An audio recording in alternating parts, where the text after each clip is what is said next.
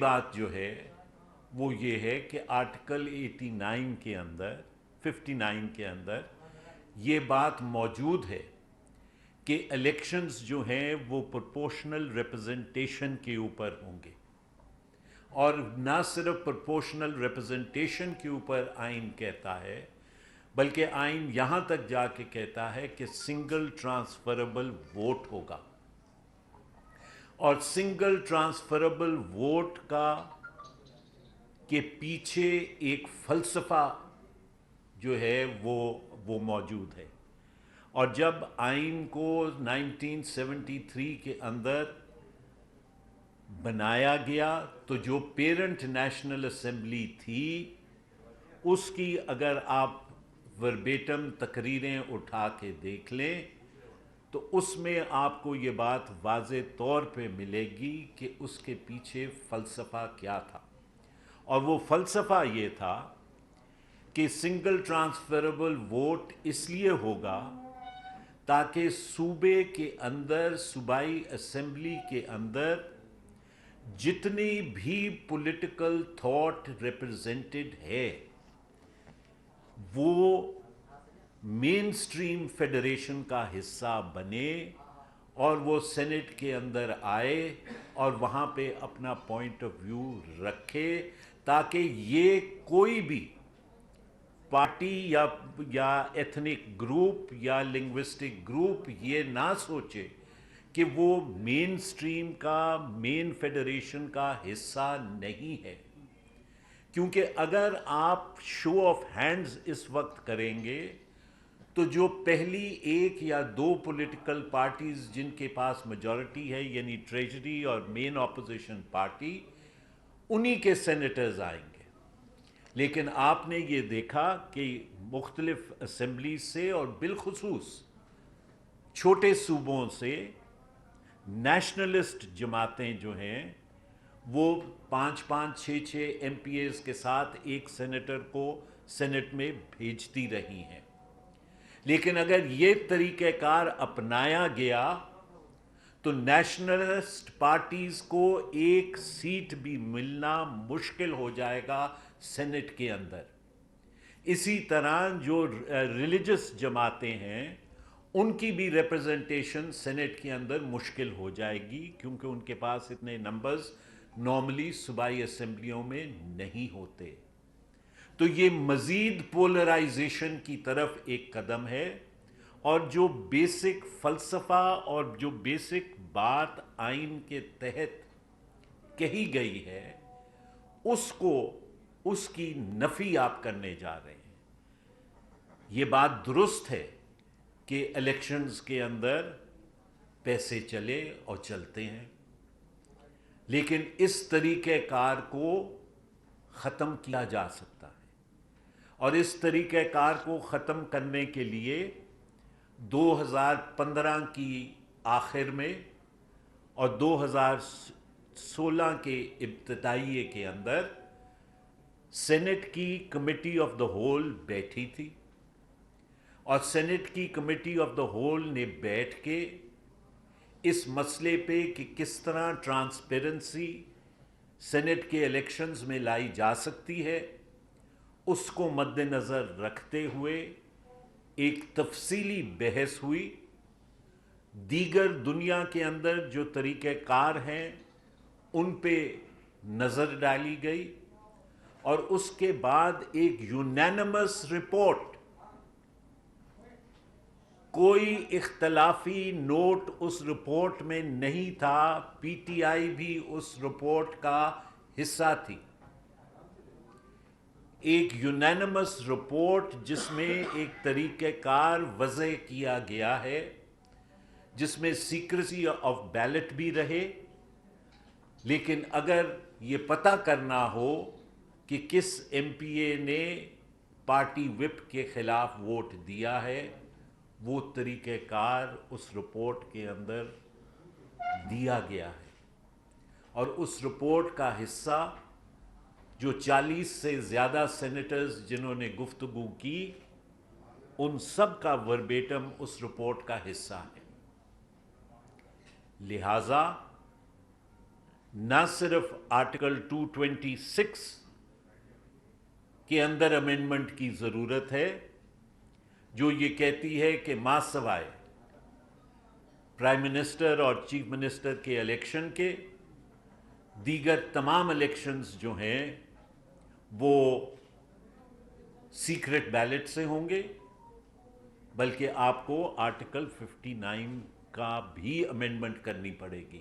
لہٰذا without a constitutional amendment یہ ممکن نہیں ہے. پاکستان کوئی بنانا ریپبلک نہیں ہے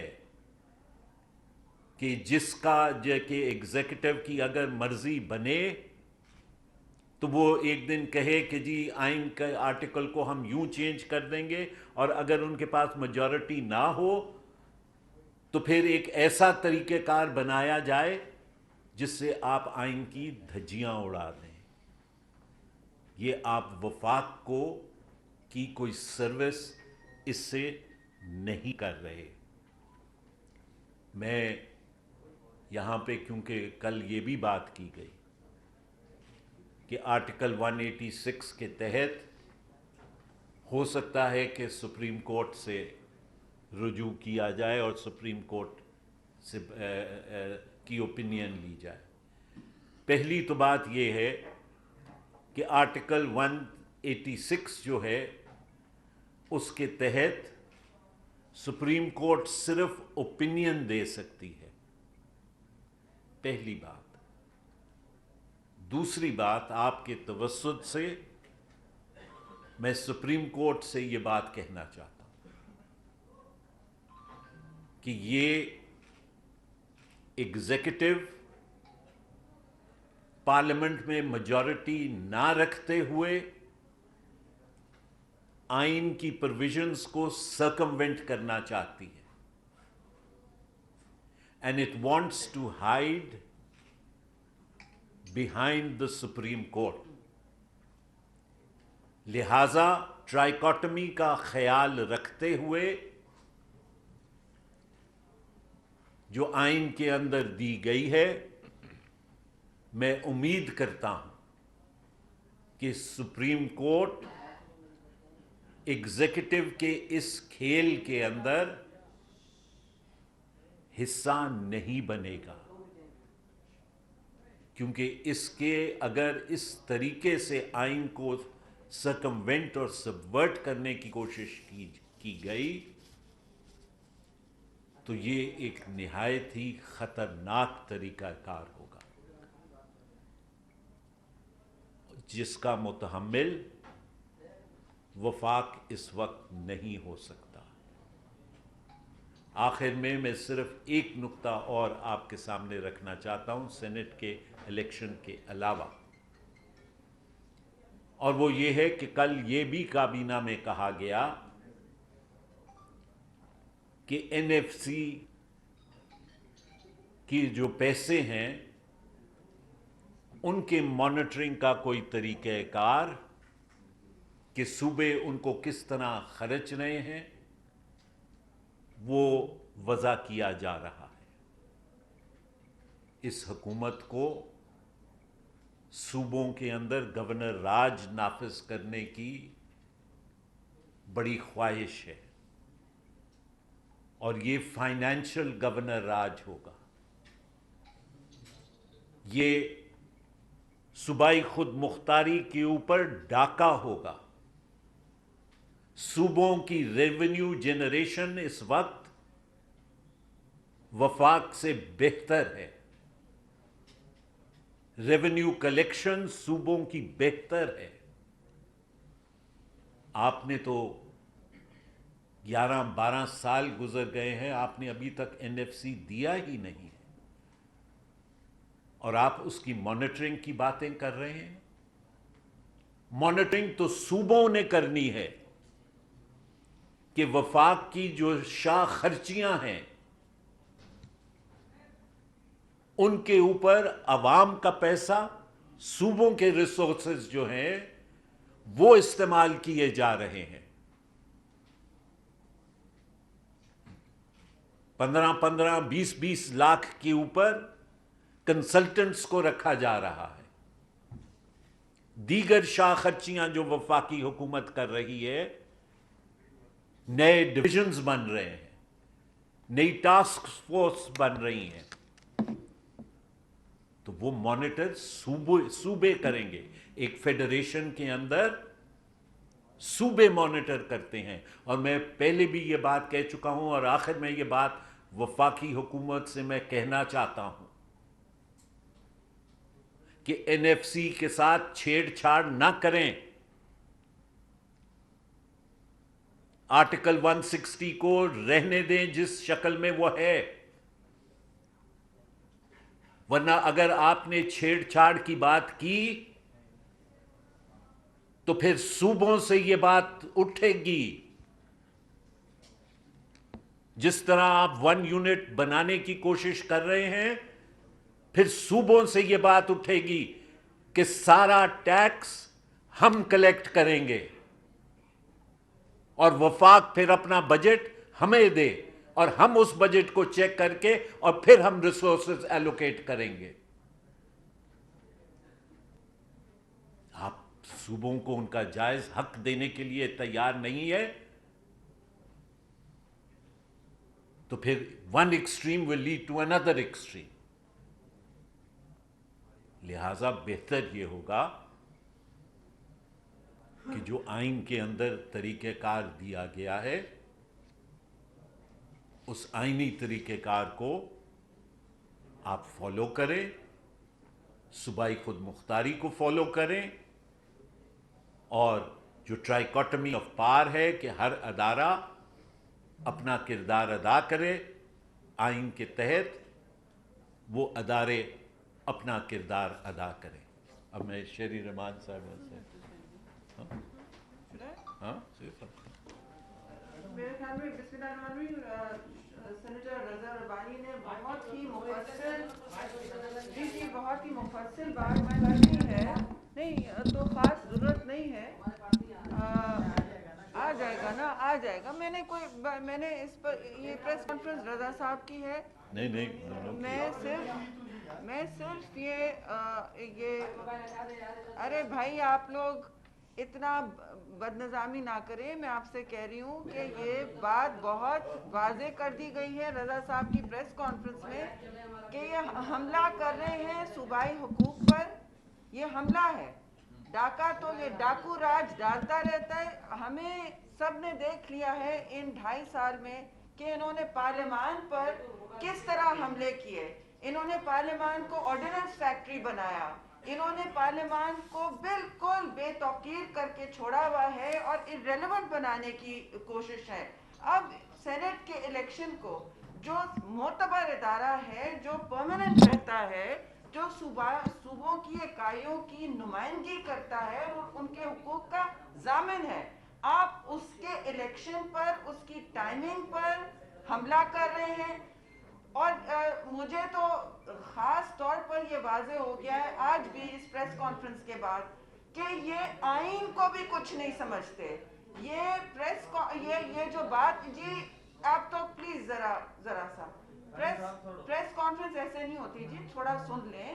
آئی نو آپ کو مائک چاہیے، آپ کو مل جائے گا. ہاں، میں آخر میں صرف یہ کہوں گی، دیکھیے کہ اس وقت بہت خطرناک موڑ ہے ملک کے لیے، اور یہ آئین پر بھی حملہ کر رہے ہیں. یہ اپنا آئین خود سے نہیں تشکیل کر سکتے. یہ پاکستان کا آئین ہے جس پر ساری پارٹیوں نے اتفاق رائے سے اگری کیا ہے، سارے صوبوں نے، ساری اکائیوں نے. اور یہ ایک ایک عمل کا، ایک ایک قانون کا، ایک ایک حق کا ضامن ہوتا ہے. یہ کوئی چھوٹی بات نہیں ہے.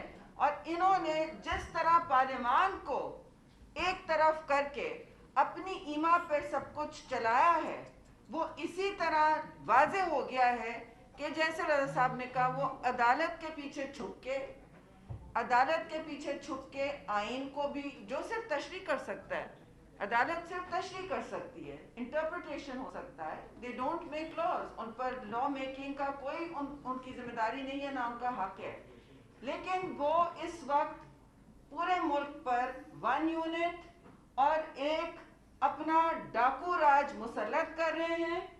یہ ڈاکو راج سب چھوٹی بڑی قومیتوں پر اس وقت کے حقوق پر ڈاکہ ڈال رہا ہے.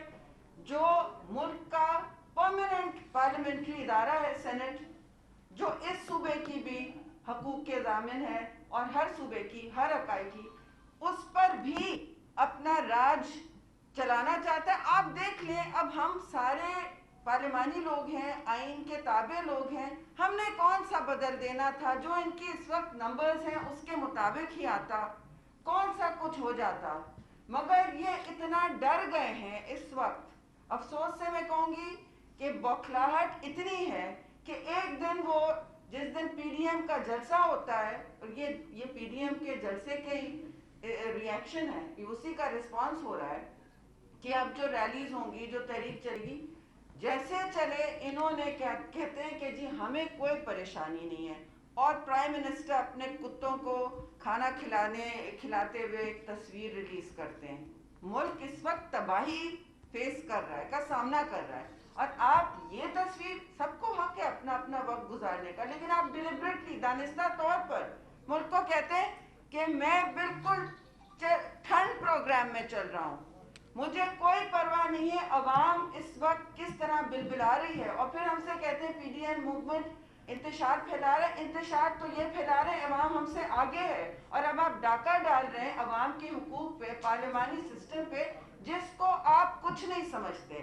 آپ پریزیڈنشل سسٹم کی طرف جانا چاہتے ہیں, اور اس میں آپ پارلیمان کو بالکل نیست و نابود کرنا چاہتے ہیں, جس کے لیے آئین کو بھی جو عامر کرتے رہے آپ نے دیکھا ہے. انہوں نے ڈاکٹرن آف نیسیسٹی ڈھونڈی, انہوں نے تو اب سوچ لیا ہے کہ ہم جو مرضی آئے کریں, ہمیں کوئی روکنے والا نہیں ہے. تو یہ عوام کے ساتھ ون پیج پہ نہیں ہے. جو عوام کی نمائندگی نہیں کرتا ہے اس کا حشر بہت برا ہوتا ہے. لیکن ساتھ میں ان کو یہ آج 16 دسمبر ہے, آج 16 دسمبر ہے, ہمارے ملک کا بہت بڑا سانحہ آج ہوا. آج ہم ان شہداء کے لیے دعا گو بھی ہیں, اور ان کی فیملیز کے, ان کے لواحقین کے لیے ہم ظاہر ہے اس وقت ہمارا دل دکھتا ہے کہ وہ کس مراحل سے گزرے ہیں. اور سقوط ڈھاکہ کا بھی دن ہے. کوئی تاریخ سے سبق سیکھیں گے. جو اس وقت اکائیوں کو روننے جا رہے ہیں, جو آئین کو کی دھجیاں بکھیرنے جا رہے ہیں, یہ صرف پریس کانفرنس کی شعلہ بیانی نہیں ہے, یہ بڑا لمحہ فکریہ ہے. اور میں بہت اس وقت مشکور ہوں رضا صاحب کی کہ انہوں نے واضح طور پر وہ راستے دکھائے ہیں جس کے ذریعے یہ حملے کرنا چاہتے ہیں اور ہمارے حقوق پر ڈاکہ ڈالنا چاہتے ہیں. بہت بہت شکریہ جی. اچھا رضا کمالی صاحب, یہ بتا دیں کہ آپ جو صورتحال بتا رہے ہیں اس سے تو یہی ظاہر ہو رہا ہے کہ کوئی بھی حکومتی اقدام قانونی نہیں ہے. ایک طرف آپ احتجاج اختیار کیے ہوئے ہیں, اس کا طریقہ کار, تو دوسری جانب پارلیمنٹ سے استعفوں کی بات بھی طے ہو چکی ہے. اب کس طرح سے نجات دلائیں گے؟ لوگ تو پریشان ہیں, کوئی واضح حکمت عملی اپوزیشن کے پاس بھی نظر نہیں آ رہی. جی میں سمجھتا ہوں اپوزیشن کے پاس بڑی واضح حکمت عملی ہے, اور اس کی عکاسی جو پی ڈی ایم کی پرسوں میٹنگ ہوئی تھی اس لاہور میں, اس میں ایک لائحہ عمل جو ہے وہ دیا گیا ہے, آئندہ کا پروگرام دیا گیا ہے. آپ نے مجھ سے زیادہ موومنٹس دیکھی ہیں. موومنٹس کا ٹیمپو جو ہے وہ گریجولی بنتا ہے, اور اس کو بھی اسی نہج پہ لے جا رہے ہیں, اور فائنل کلمنیشن پوائنٹ جو ہے وہ جب آئے گا تو آپ دیکھیں گے کہ عوام جو ہیں وہ تاریخ میں ہمیشہ عوامی قوتیں جو ہیں وہ کامیاب ہوتی ہیں. چیئرمین پاکستان پیپلز پارٹی بلاول بھٹو زرداری کہتے ہیں کہ یہ حکومت تو کٹ پتلی ہے, اس کے پیچھے جو اس کے سارے سہولت کار ہیں, تو اس حکومت کی زبان اور روح اور جو ہے ذہن وہ سہولت کار ہے. کیا سہولت کار خود ریاست کا شیرازہ بکھیرنا چاہتے ہیں اس صورت میں؟ جی میڈم آپ سے صحیح ہوگا. جی ارباب صحیح ہے, آپ بالکل ہمارے بھائی اور دوست, اور آپ نے بہت اہم بات کی ہے. جو چیئرمین پیپلز پارٹی کہہ رہے ہیں وہ میں سمجھتی ہوں سارا ملک کہہ رہا ہے. اس میں کوئی لگی لپٹی ڈھکی چھپی بات نہیں ہے. ان کو یہ سلیکٹڈ حکومت ہے. یہ ابھی بھی اسی لیے میں نے آپ سے عرض کیا اپنے بھائیوں سے یہاں کہ اب دیکھیے جو اس نہج پہ پہنچے ان کو کوئی خیال نہیں ہے، نہ ان کو جواب دہی کی فکر ہے. جب ایک الیکٹڈ گورنمنٹ ہوتی ہے جیسی تیسی ہو، الیکٹڈ گورنمنٹ جو ہوتی ہے وہ نمائندگی کے بارے میں پریشان ہوتی ہے، وہ سوچتی ہے 10 دفعہ اس طرح کے اقدامات اٹھانے سے پہلے کہ ہم کیا کرنے جا رہے ہیں. سلیکٹڈ حکومت جو ہے وہ سمجھتی ہے کہ ملک تو کوئی اور چلائے گا، ہماری تحفظ کوئی اور کرے گا. ان کو یہ معلوم نہیں ہے کہ ملک چلانا ان کی ذمہ داری ہے اور ملک جلانا ہماری ذمہ داری ہے. یہ تو ملک جلانے چلے ہیں، جلانے اور چلانے میں فرق ہوتا ہے.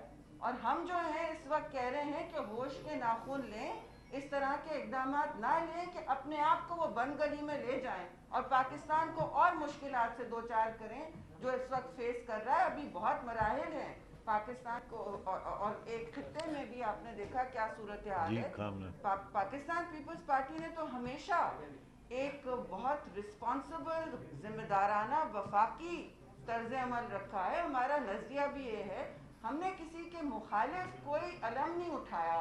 ہم نے اس قسم کی نااہل حکومت اور ان کے سہولت کاروں کے بارے میں بالکل آواز اٹھائی ہے اور آواز اٹھاتے جائیں گے. سن لیں کہ ہمیں کسی فرد سے نہیں مسئلہ، ہمیں اس سوچ سے مسئلہ ہے جو اس طرح کی حکومتیں لے کر آتی ہے، سلیکٹ کر کے عوام پر مسلط کر کے، کیونکہ یہ جواب دہ نہیں ہے. اور یہ جو ہیں اس وقت سلیکٹڈ حکومت، یہ خود یہ بھی فیصلے کر رہے ہیں، یہ ان کے ایگزیکٹو کے فیصلے ہیں کہ ہم کسی طرح آڑے جوڑ توڑ کے اپنا اقتدار بس اور مضبوط کر لیں، آگے عوام جانے.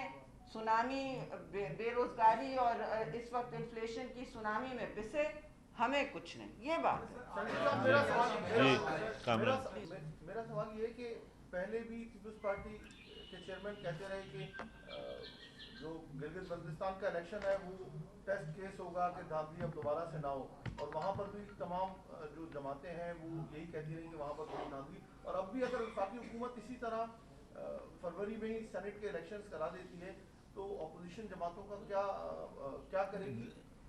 دیکھیں، جہاں تک آئینی طور پہ تو جو ہے وفاقی حکومت الیکشن فروری میں ایز سچ نہیں کروا سکتی. جو شیڈیول ہے، پہلے بھی الیکشنز جو سینٹ کے ہیں وہ last week of February beginning first week of March میں ہوتے ہیں، کیونکہ الیکشن شیڈیول ایسے ہے، اور نئے سینیٹرز کو 11 مارچ سے وہ حلف لینا ہے. لہٰذا اگر انہوں نے آئین کی خلاف ورزی کی تو موومنٹ مزید تیز ہوگی اور دیگر قوانین کے تحت جو اقدامات اپوزیشن اٹھا سکتی ہے وہ اقدامات اٹھائے گی. سقوط ڈھاکہ جب ہوا تھا تو اس وقت بھی ایک فرد واحد کے ہی فیصلے تھے جس کی وجہ سے ہمیں خمیازہ بھگتنا پڑا. ابھی بھی ادارے جو اس کا ڈسپلن ہے کہ وہ فرد واحد کے حکم کو مانتے ہیں اور آگے لے کے چلتے ہیں، تمام چیزوں کو پالیسیز بنائی جاتی ہیں ان کی. تو اب جو صورتحال نظر آ رہی ہے اس میں بھی ہمیں یہی نظر آ رہا ہے کہ شاید کوئی فرد واحد ہی ہے جو ان تمام تر معاملات کے پیچھے ہے. کیا اگر حمود الرحمان کمیشن رپورٹ سامنے آ جاتی، منظر عام پہ آ جاتی، تو شاید ہم آج ان سارے معاملات پر بیٹھ کر بات نہ کر رہے ہوتے، ملک آگے کی طرف جا رہا ہوتا. میں سمجھتا ہوں کہ حمود الرحمان کمیشن رپورٹ کو سامنے لانا چاہیے، ابھی لے کے آئیں، اس رپورٹ کو پبلک کریں. بلکہ جتنی بھی رپورٹس ہیں پاکستان کے عوام کے سامنے آنی چاہیے، پارلیمنٹ کے سامنے آنی چاہیے، تاکہ ہم اپنی غلطیوں اور اپنی کوتاہیوں سے ایک سبق حاصل کر سکیں. اور میں سمجھتا ہوں کہ یہ بڑے افسوس کی بات ہے کہ چلیں حمود الرحمان کمیشن رپورٹ تو پبلک نہیں ہوئی، لیکن جو بنگلہ دیش بننے کے جو محرکات تھے ان سے بھی ہم نے سبق حاصل نہیں کیا. آج ہم پھر ایک بار پاکستان کے اندر 1 یونٹ نافذ کرنے کی بات کر رہے ہیں. آج ہم پھر یہاں پہ اکائیوں سے ان کے جو حقوق ہیں وہ سلب کرنے کی بات کر رہے ہیں. ایسٹ پاکستان جب پہلی کنسٹیچوئنٹ اسمبلی بنی اور ایسٹ پاکستان تھا سب سے پہلا پوائنٹ آف آرڈر جو اٹھا تھا وہ زبان کے اوپر اٹھا تھا، اور آج ہم اس بات کو نظر انداز کر رہے ہیں کہ جو مختلف زبانیں ہیں، جو مختلف کلچرز ہیں، ان کو ہم سپریس کرنے کی کوشش کر رہے ہیں۔ تو ہمیں تاریخ سے اپنا سبق حاصل کرنا چاہیے۔ صاحب آپ سمجھتے ہیں فروری تک یہ الیکٹورل کالج بچ پائے گا؟